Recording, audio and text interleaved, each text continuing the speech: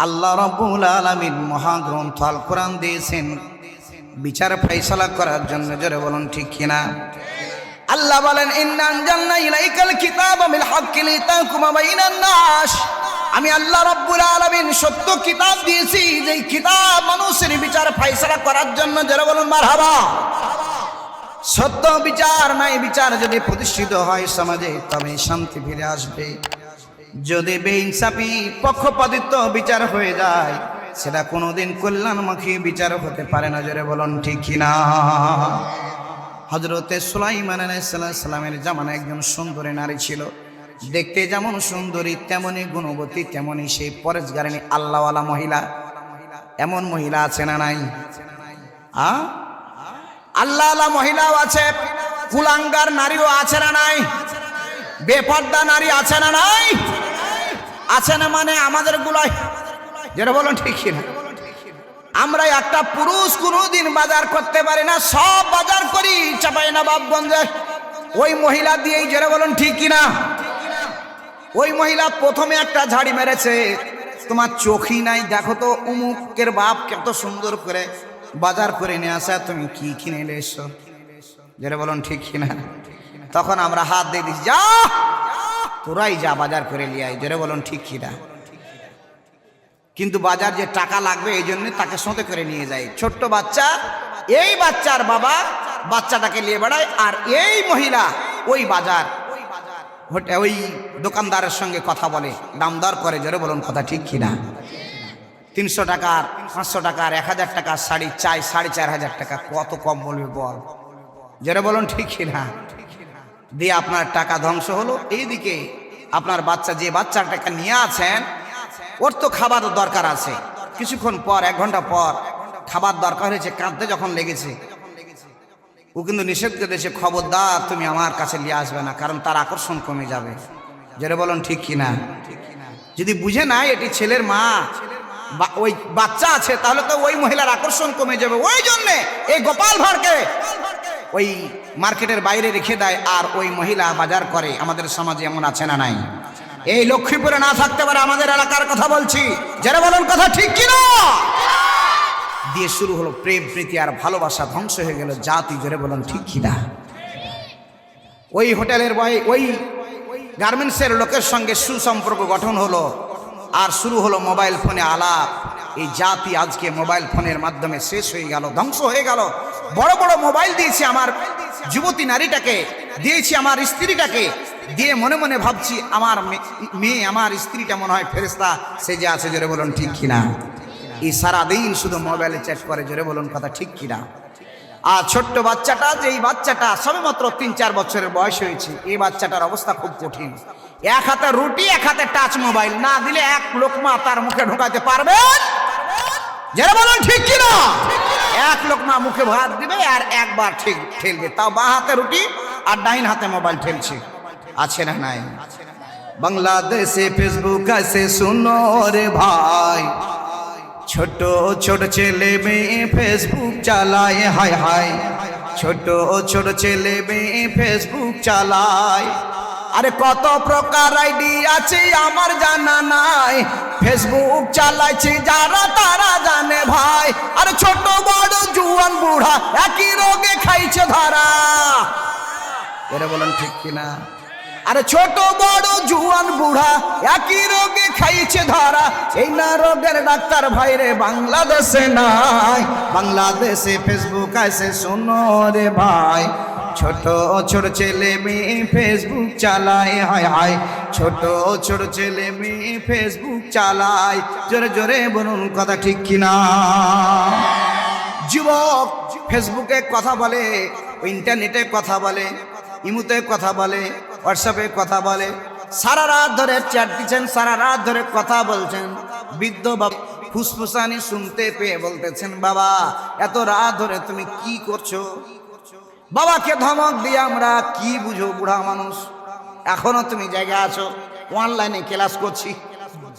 আছে না নাই? অনলাইনে ক্লাস মানে 3-4টা বহুর সঙ্গে একসঙ্গে কথা চলছে। আছে না নাই? আমাদের সমাজের নারী না অবস্থায় এমন, কল ওয়েটিং এর পর ওয়েটিং চলতেছে সারা রাত ধরে কথা বলতেছে। যদি জিজ্ঞাসা করে কি ব্যাপার, এই গোপাল ভাঁড় জিজ্ঞাসা করে কি ব্যাপার, তোমার কলটা তখন ওয়েটিং ছিল কেন? কার বলো না, বিদেশ থেকে আমার আব্বা কল দিয়েছিল। আসলে অন্য একটা প্রেমিকের সঙ্গে কথা বলছিল, যেটা বলেন ঠিক কিনা। আবার সেই যখন কথা শুরু হয়ে গেল, আবার সেই যে ওই গোপাল ভাঁড় জিজ্ঞাসা করে কি ব্যাপার, তোমার মোবাইলে তখন ওয়েটিং ছিল কেন? তাকে বলে বড় মামা কল করেছিল, ওটা আবার একটা তার স্বামী, জোরে বলুন ঠিক কিনা। ও বন্ধুরা, বাবাজিরা আমার, মুসলমান মায়ের সন্তানেরা, আজকে মোবাইল ফোনে জাতি ধ্বংস হয়ে গেল, বেপরদায় ধ্বংস হয়ে গেল, জোরে বলুন ঠিক কিনা। পুরুষের পোশাক নারীরা, নারীর পোশাক পুরুষেরা পরে, জোরে বলুন ঠিক কিনা। পুরুষের মতো সাজতে চাই নারীরা, আর নারীরা সাজতে চাই পুরুষের মতো, আর পুরুষেরা সাজতে চাই নারীর মতো, জোরে বলুন ঠিক কিনা।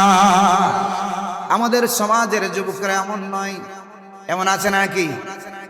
সবাই ভদ্র, সবাই আল্লাহওয়ালা, জোরে বলুন ঠিক কিনা। খুব বড় বড় করে চুল ছাড়ে মেয়ে সাজতে চায়, লম্বা লম্বা আছে চুল, কানে দেয়া আছে দুল, হাতে তো সোনার চুড়ি, চিকন ফিতার ঘড়ি, পাঞ্জাবি গায়ে দিয়া হাত আছে মরানো, লম্বা ওই ওড়নাটা কাঁধে আছে ঝুলানো, হেঁটে চলে আঁকা বাঁকা যেন কোন নায়িকা, কাছে গিয়া দেখি হয় মায়া মানুষ না। এটা হলো লক্ষ্মীপুরের মিস্টার সোহেল রানা, এটা হলো লক্ষ্মীপুরের মিস্টার সোহেল রানা।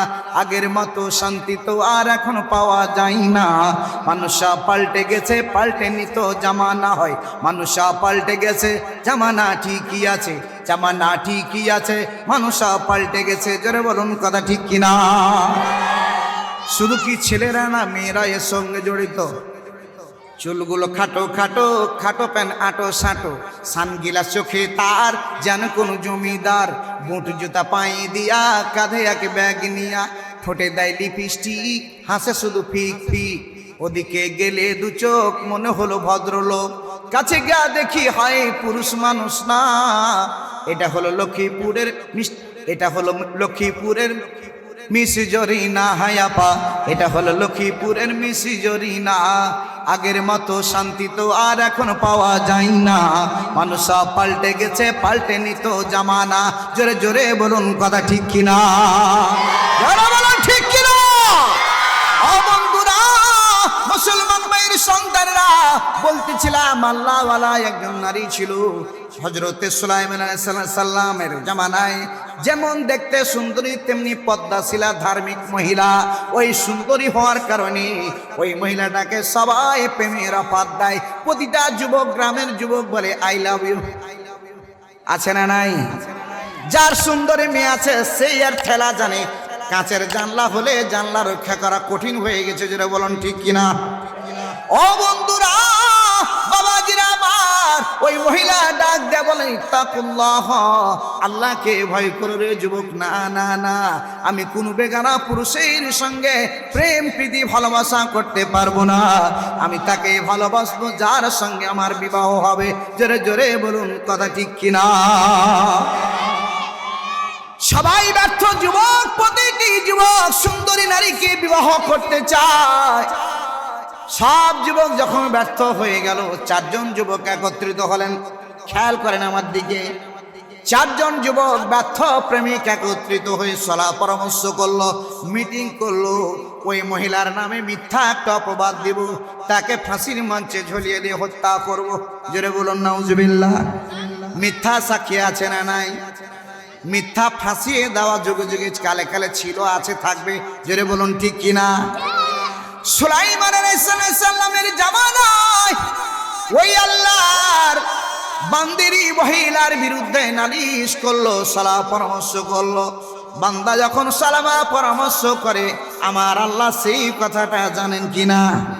আল্লাহ বলেন ইস্তাগফিরা মিনান নাস ওয়া লা ইস্তাগফিরা মিনাল্লাহি ওয়া হুয়া মাহুম ইজবাইতুনা মা লা ইয়ারজু মিনাল কাউলি ওয়া ক্বালা আল্লাহু বিমা ইয়া'মালুনা মুহীত। আল্লাহ ডাক দিয়ে বলেন, বান্দারে তোমরা মানুষকে দেখে লজ্জা বোধ করো, আল্লাহকে দেখে লজ্জা বোধ করো না। তখন তোমরা যখন মানুষের বিরুদ্ধে কোনো ষড়যন্ত্র করো, কোনো মিটিং করো, আমি আল্লাহ রব্বুল আলামিন সব কিছু জানি। জোরে বলুন সুবহানাল্লাহ। আমার ভাইয়েরা খেয়াল করুন আমার দিকে। চারজন যুবক একত্রিত হয়ে ওই মহিলার বিরুদ্ধে অভিযোগ করল সুলাইমান আলাইহিস সালামের কাছে। যে মহিলাটাকে আপনি মনে মনে ভাবেন সে বিরাট তাকওয়াবান, না না না, তিনি একটা প্রতিদিন কুকুরের সঙ্গে জেনা করে। জোরে বলুন নাউজুবিল্লাহ। কার সঙ্গে জেনা করে? ভালো মহিলা, আল্লাহওয়ালা মহিলার বিরুদ্ধে নালিশ দিল, মুসলমানদের নবীর কাছে নালিশ করলো, সে প্রতিদিন একটা কুকুরের সঙ্গে জেনা করে। জোরে জোরে বলুন নাউজুবিল্লাহ। সুলাইমান আলাইহিস সালাম ডাক দিয়ে বললেন, যুবকেরা,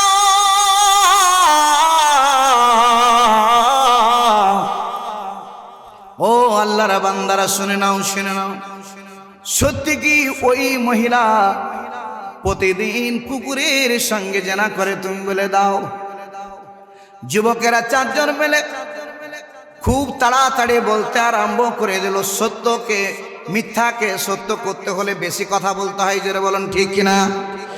আল্লাহর নবীকে ডাক দিয়ে বলতেছেন, হা হা, চারজন সাক্ষী যখন আপনার সামনে উপস্থিত, আপনি বিশ্বাস করেন না কেন? আপনি কি বিচার করতে চান না? মুসলমান তিনিও, আপনিও মুসলমান, ওই মহিলাটাও মুসলমান, এই জন্যে মনে হয় আপনি বিচার করবেন না, এই জন্য এত টাল বাহানা করছেন। মুখবাজি লোক আছে না নাই? সব জায়গায় মুখবাজি লোক আছে না নাই? মুখ চালিয়ে পার হওয়া যাবে নাকি? কবরে যে কি মুখ চালিয়ে পার হতে পারবেন নাকি? এক লোক বলছে, ভাই কবরে যে মুখ চালিয়ে পার হয়ে যাব। কিছু মুখুটি লোক আছে না, কোয়া লিখতে দিলে 20টা কলম ভেঙে দিবে, কিন্তু 4 স্টলে সারাদিন ভদ ভদ করছে, ওর মুখে হাত দেওয়া যায় না। জোরে বলুন কথা ঠিক কিনা? আছে না নাই?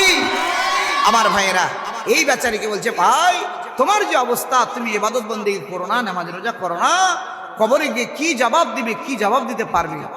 শোন, আমি ওষুধ করে যাই, আমাকে কবর দিবি তোর একটা পুরাতন কবরে, যে কবরগুলা গর্ত হয়ে থাকে না, এই পুরাতন কবরে আমাকে শুয়ে দিবি, আর ওপরে দিবি মরা বাঁশের, পুরাতন বাঁশের ফালাটি। কি বললাম?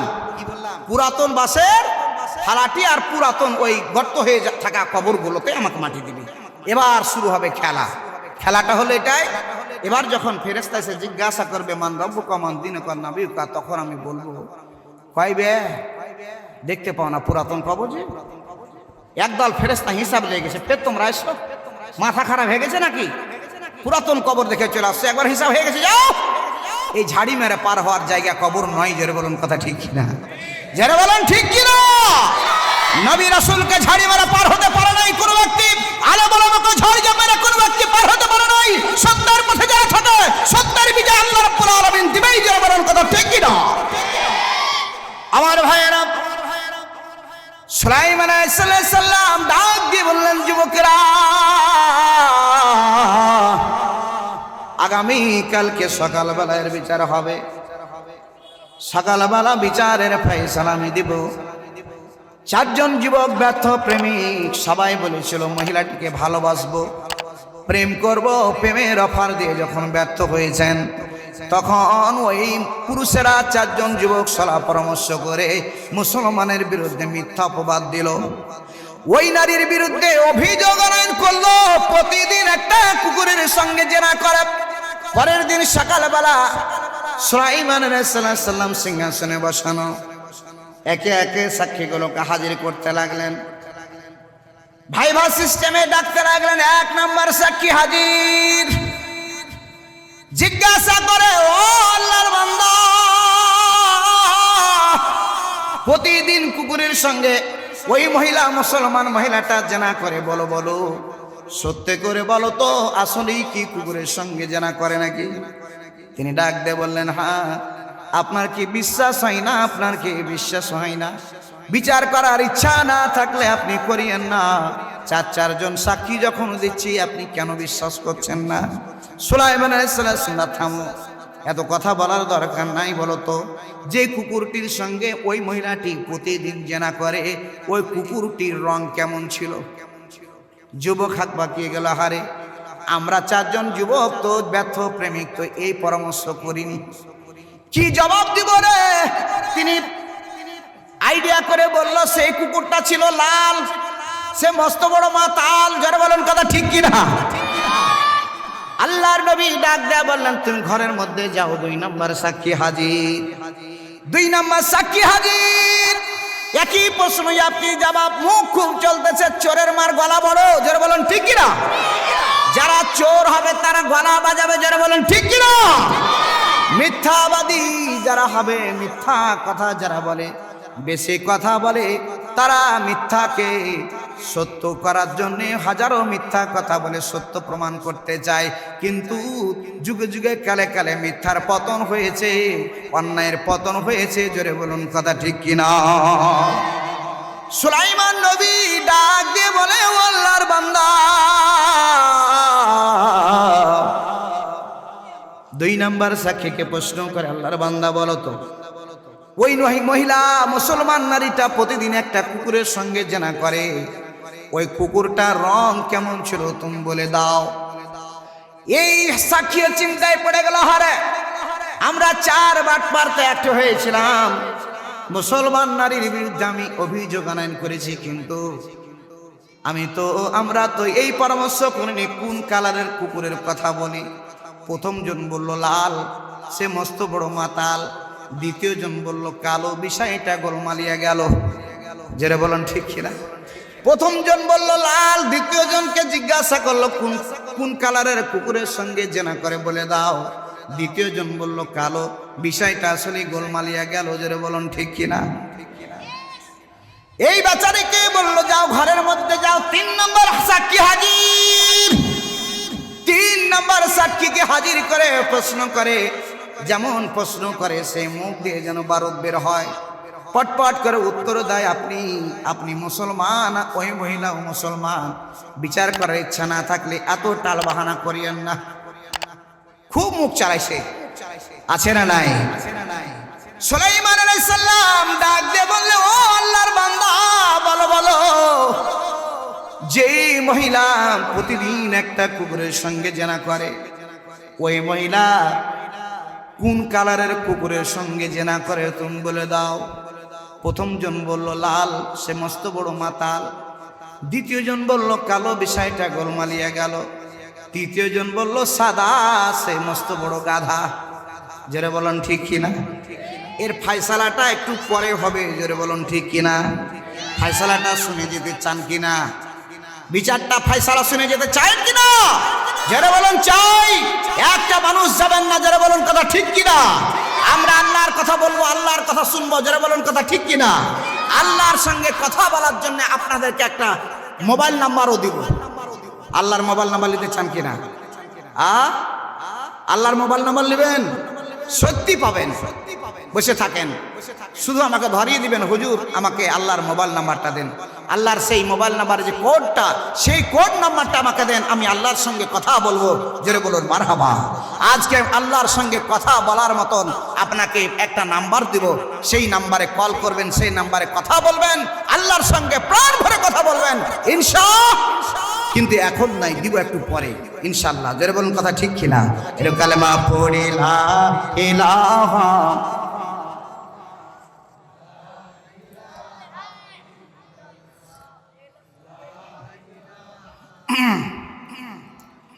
লা ইলাহা ইল্লাল্লাহ, লা ইলাহা। জন্ম আমার নবীর যুগে হলে কেমন হতো, জন্ম আমার নবীর যুগে হলে কেমন হতো। দোনায়নের আসলে পাক দেখিলে কেমন হতো, জন্ম আমার নবীর যুগে হলে কেমন হতো। লা ইলাহা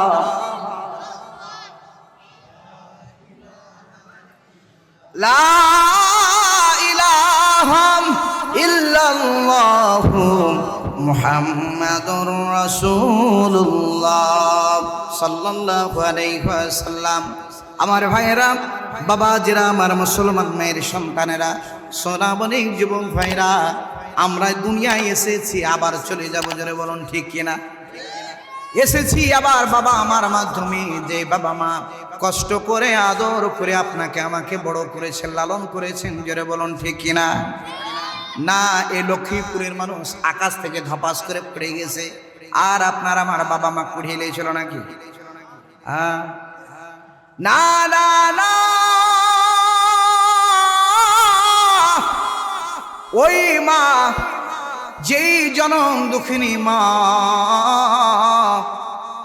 মা ডাকটা শোনার জন্য ইচ্ছা পোষণ করলো, যেই দিন থেকে মায়ের পেটে সন্তান এসে যায়, সেই দিন থেকে 4 মাস ধরে মা আপনার স্ত্রীর দিকে তাকান, বমি করতে থাকে, কোনো খাবার খেতে পারে না। জোরে বলুন ঠিক কিনা? আমার বন্ধুরা, সায়েন্টিস্ট প্রমাণ করেন, বিজ্ঞান প্রমাণ করেন, মায়ের পেটের মধ্যে মাত্র 7 ইঞ্চির একটা ব্যাগ দিয়েছেন, 10 ইঞ্চির একটা ব্যাগ দিয়েছেন। এই 10 ইঞ্চি ব্যাগের মধ্যে সন্তানের বয়স যখন 7 মাস হয়, তখন ব্যাগটা পরিপূর্ণ হয়ে যায়। 1 সুদ সন্তান বড় হওয়ার মতন কোনো ক্ষমতা থাকে না। এই ব্যাগের মধ্যে আরো 3 মাস 10 দিন, 10 মাস 10 দিন যুক্তে যে সময়টুকু লাগে, এই সময়টুকুতে যখন সন্তানটা বড় হতে পারে না, আল্লাহ আদেশ করেন ফেরেশতাদেরকে, ওই সন্তান ওই মায়ের পেটের ওই ব্যাগ থেকে সন্তানের পাটাকে মায়ের কলজার ওপর আস্তে করে আলতো করে রেখে দেয়। জোরে জোরে বলুন সুবহানাল্লাহ। ওই মাকে কত কষ্ট দিয়ে আমরা দুনিয়ায় এসেছি। ওই মা যখন অন্দর মহলে চলে যায়, কয়েক বালতি কয়েক লিটার রক্ত প্রবাহিত করে দিয়ে মা ডাকটা শোনার জন্য ইচ্ছা পোষণ করে। অনেক কুলাঙ্গার সন্তান আমরা রয়েছি, যে কুলাঙ্গার সন্তানরা ওই মাকে 10 দিন হয়ে গেল, 1 মাস হয়ে গেল, 6 মাস হয়ে গেল, আজ পর্যন্ত মাকে মা বলে ডাকি না। জোরে জোরে বলুন কথা ঠিক কিনা? মায়ের কাছে মা মা বলে ডাক দেন, মায়ের অন্তর নরম হবে। ওই মা যদি আপনার জন্য ভালো দোয়া করে দেয়, ইহ জীবনে আপনার কোনোদিন অভাব থাকবে না। যারা বলুন মারহাবা।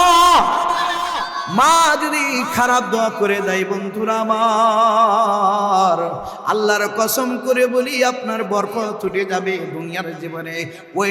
ওর রেজাল্ট ভোগ না করে আপনার মৃত্যু হবে না, হবে না, হবে না, লেখেলেন হবে না। জোরে জোরে বলুন সুবহানাল্লাহ। আমার ভাইয়েরা, মুসা আলাইহিস সালাম জানতে চাইলেন, আল্লাহ আমার কার সঙ্গে হাসর নাসর হবে? আল্লাহ রাব্বুল আলামিন মুসা কালিমুল্লাহকে জানিয়ে দিলেন, আল্লাহর বান্দা, দামেস্কের শহরে একজন সেই ব্যক্তি রয়েছেন, যার নাম হচ্ছে আলী বিন মুআইব।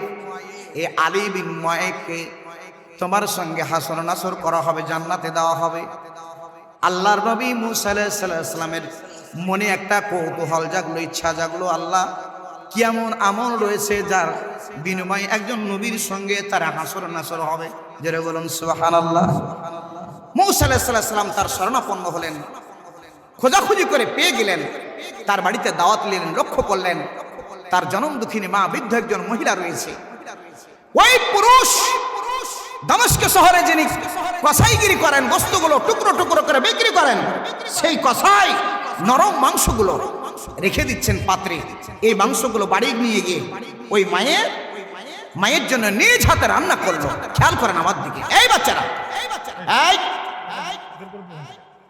আমার ভাইয়েরা লক্ষ্য করেন, জনম দুঃখিনী মার জন্য ওই দামেস্কে শহরের সেই বিজনেসম্যান ব্যবসায়ী আলী বিন মুআইব তিনি সেই রান্না বান্না করলেন। জনম দুঃখিনী মার মুখে মাংসগুলো উঠিয়ে দিলেন, রুটিগুলো উঠিয়ে নিলেন। মাংস এবং রুটি খাওয়ার পর বুদবুদ করে 2খানা হাত তুলে দিয়ে মহান রব্বুল আলামিনের কাছে দরখাস্ত করলেন। মুসা আলাইহিস সালাম দূর থেকে লক্ষ্য করলেন ওই সেই মহিলা কি যেন আল্লাহর কাছে দরখাস্ত করলেন, আল্লাহর কাছে দোয়া করলেন। যুবককে জিজ্ঞাসা করলেন, আল্লাহর বান্দা তোমার মা কেমন দোয়া করলেন কিছুই তো বুঝতে পারলাম না। হযরতে মূসা আলাইহিস সালামকে ডাক দিয়ে বললেন, আল্লাহর বান্দা আমার মা আমার প্রতি এতটাই খুশি, আমার ব্যবহারে আমার চলন ধরনে এতটাই খুশি, আমার মা এমন একটা দোয়া করে মানুষকে বলা যাবে না। মূসা আলাইহিস সালাম বললেন, কেমন বলা যাবে না? তিনি বললেন, অসম্ভবকে সম্ভবের কথা যদি বলে তুই কেমন করে মানুষকে বলবো, মানুষ হাসবে। তিনি বারবার বলে, আমার মতন গরিব মানুষ আমি যেন এই জামানার নবী মূসার সঙ্গে একত্রে জান্নাতে থাকি, এই জন্যে আমার মা প্রতিদিন আমার জন্য দোয়া করে। জোরে বলুন সুবহানাল্লাহ। মূসা আলাইহিস সালাম ডাক দেয়, আল্লাহর বান্দা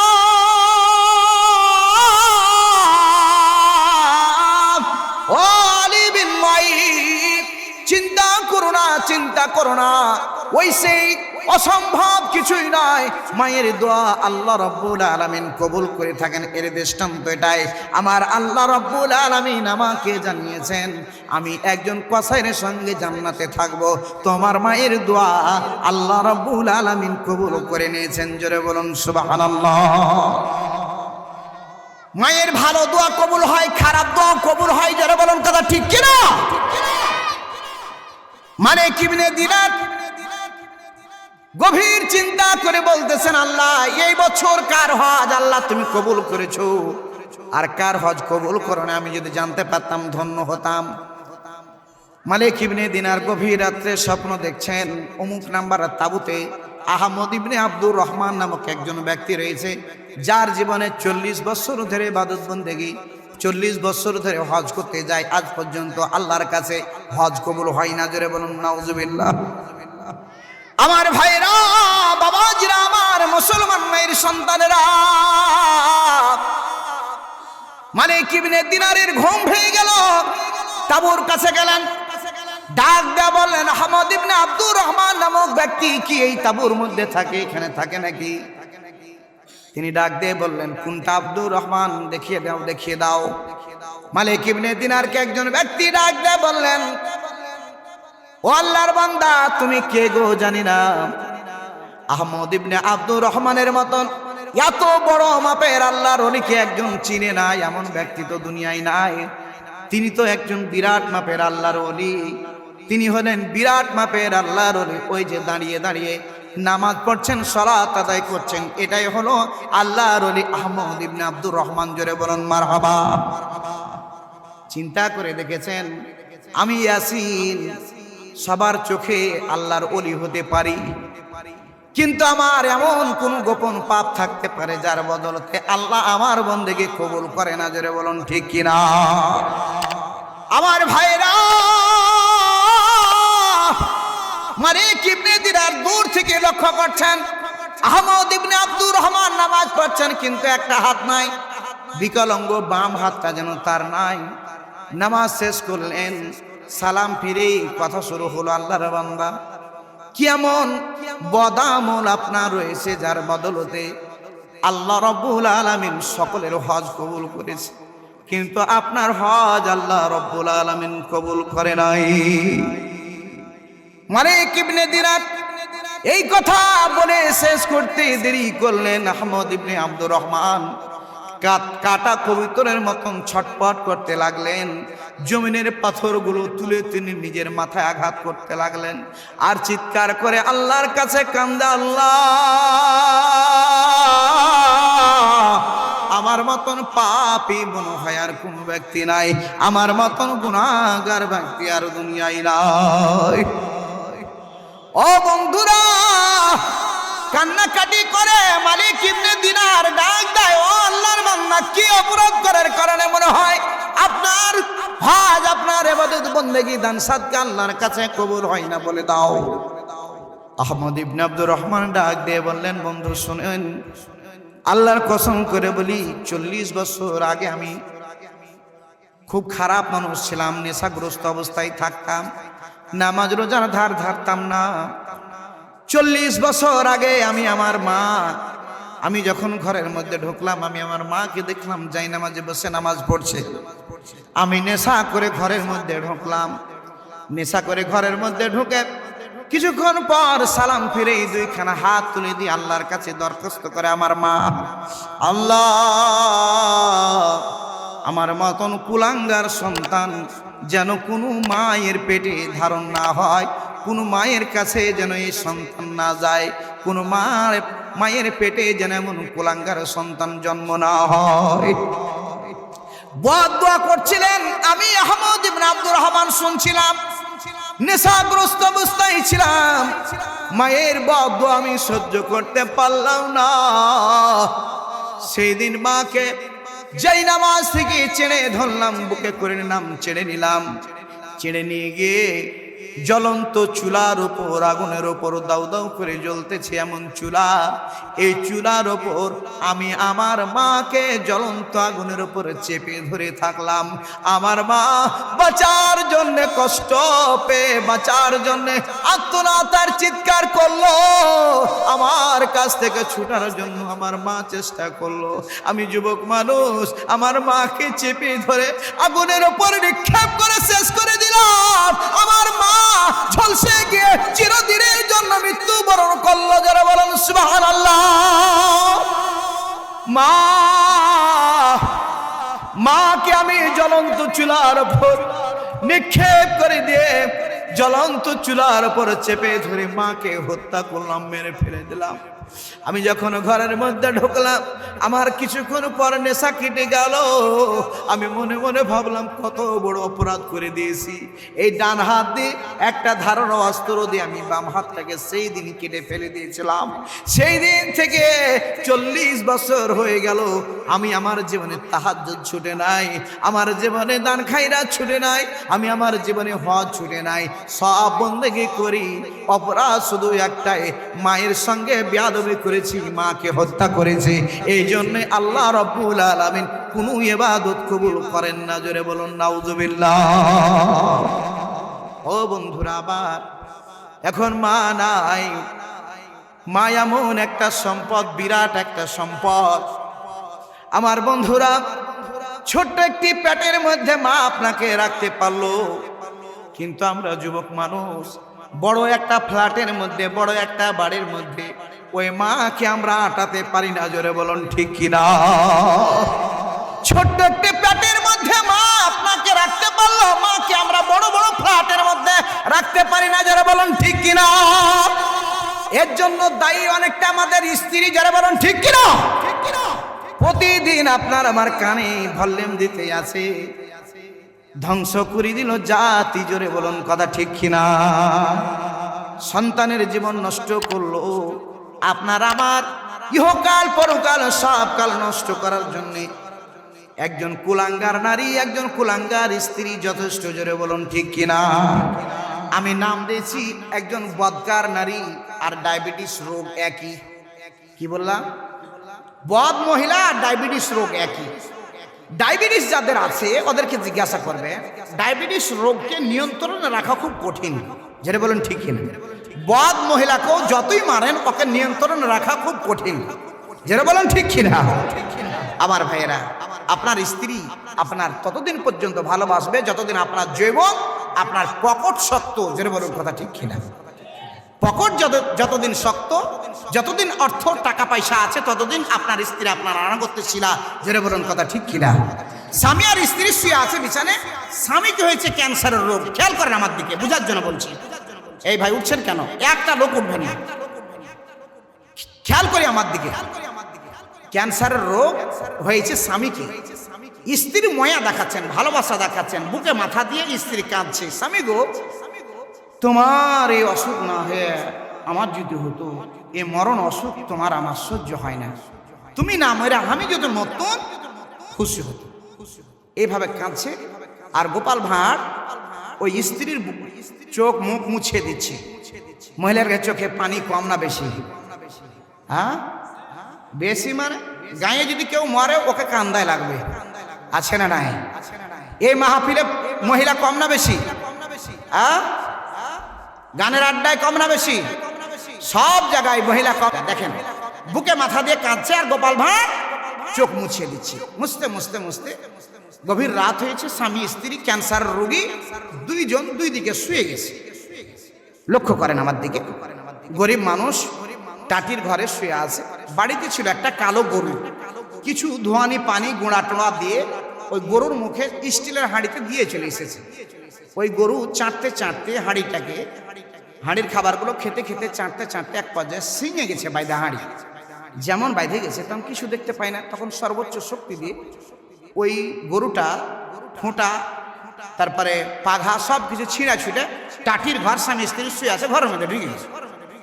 যেমন ঢুকে যাওয়া, স্ত্রীর কথা কিছু নয়, আমার স্বামী মরমর অবস্থা, মনে হয় আজরাইল চলে এসছে, মালাকুল মউত চলে এসছে। তো দেখছে যে মহিলার দিকে ওই গরুটা যাচ্ছে, তো জোর হাত করে মহিলা বলছে, আজরাইল বাবাজি আমি ক্যান্সারের রোগী লইজি, ওদিকে যাও। আজরাইল বাবা আমি ক্যান্সারের রোগী লই, ওদিকে শুতে আছে, ওদিকে যাও।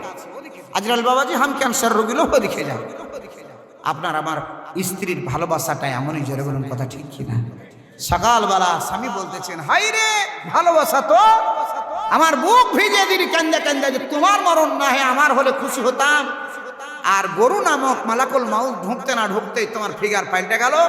তুমি জোড়হাত করে বলছো আজরাইল বাবা আমি ক্যান্সারের রোগী লই, ওদিকে যাও। আমার আপনার স্ত্রীর ভালোবাসাটা এমনই, জোরে বলুন ঠিক কিনা? কিন্তু মায়ের ভালোবাসাটা কেমন? মা আঁচল পেতে দিয়ে গভীর রাত্রে আল্লাহর কাছে ধন্য দেয়, হে আল্লাহ তুমি আমার সন্তানটাকে সুস্থ করো, বিনিময়ে আমার উপরে সমস্ত অসুখটুকু বর্ষণ করে দাও। জোরে বলুন কথা ঠিক কিনা? আর জোরে বলুন ঠিক কিনা? এই মা যখন মরে যায় তখন হাফিজা মাদ্রাসা থেকে হাফেজদেরকে ডেকে নিয়ে এসে জান্নাত দিতে চাই। জোরে বলুন ঠিক কথা ঠিক কিনা? তুমি জিন্দা থাকতে এক মুঠো ভাত, তুমি জিন্দা থাকতে এক মুঠো ভাত দাওনি বাবা মার মুখে, মরলে খাওয়াও তুমি, মরলে খাওয়াও পাড়ার লোক ডেকে, ভোলা মন মরলে খাওয়াও পাড়ার লোক ডেকে। মাসে মাসে অনেক টাকা ব্যাংকে রাখো জমা, বাড়ি বাড়ি ভিক্ষা করে তোমার বাবা মা, ভোলা মন তোমার বাবা মা। তোমার বইয়ের হাতে সোনার বালা, ও ও যুবক, তোমার বইয়ের হাতে সোনার বালা, তোমার বইয়ের হাতে সোনার বালা রেখেছো কত সুখে, মরলে খাওয়াও তুমি, মরলে খাওয়াও পাড়ার লোক ডেকে, ভোলা মন মরলে খাওয়াও পাড়ার লোক ডেকে। জোরে জোরে বলুন কথা ঠিক কিনা? ও বন্ধুরা আমার, বাবাজিরা আমার, মুসলমান মায়ের সন্তানেরা, ওই বাবা মাকে অন্ধকার কবরে বাবা মার জন্য যদি আপনি দান করতে পারেন, বাবা মার নামে যদি একটু দোয়া নিতে পারেন, ওই বাবা মা, বাবা আমার সঙ্গে অন্যায় করেছি, অপরাধ করেছি, আল্লাহ ক্ষমা করে দিতে পারে। জোরে বলুন ঠিক কিনা? ও বন্ধুরা, প্রত্যেকটা বাবা মা সন্তানের দিকে তাকিয়ে থাকে, কোন সন্তান আমার জন্য একটু দোয়া করে, কোন সন্তান আমার কবরের কাছে আসে। হাদিস শরীফ প্রমাণ করেন, ওই সন্তান, কোন সন্তান যখন বাবা মার কাছে যায়, কবরের কাছে গিয়ে সালাম দেয়, ওই বাবা মা সালামের জবাব পর্যন্ত দেয়। জোরে জোরে বলুন সুবহানাল্লাহ। কোন বান্দা, কোন আত্মীয় স্বজন যখন মৃত ব্যক্তির জন্য দান করে দেয়, খুব তাড়াতাড়ি আল্লাহ কবরে পৌঁছে দেয়। ওই মৃত ব্যক্তি চমকে ওঠে, ব্যাপার কি? ইয়া তো নাকি কি করলাম, কি আজাব আমার কমে গেল, আমার গজব কমে গেল, কেন আমি শান্তিতে চলে আসলাম কেন? ডাক দিয়ে বলবেন, আল্লাহর বান্দা, ওই সেই লক্ষ্মীপুরে সেই নুরানি মাদ্রাসায় যে তোমার মাহফিল চলতেছিল, কোরআনের মাহফিল, নবীর ঘর, নবীর ঘরটাকে সাজার জন্যে ওই সেই বান্দারা, তোমার আত্মীয় স্বজনগণ, তোমার উত্তরসূরিগণ দান করেছে, দানের বিনিময়ে তোমার কবরে এই সবটা পৌঁছে গেছে, সঙ্গে সঙ্গে তোমার কবরে রাজা বন্ধ হয়ে গেছে। জোরে জোরে বলুন মারহাবা। কিয়ামত পর্যন্ত নবীর ঘরটা টিকে থাক আমরা চাই। যারা বলুন চাই।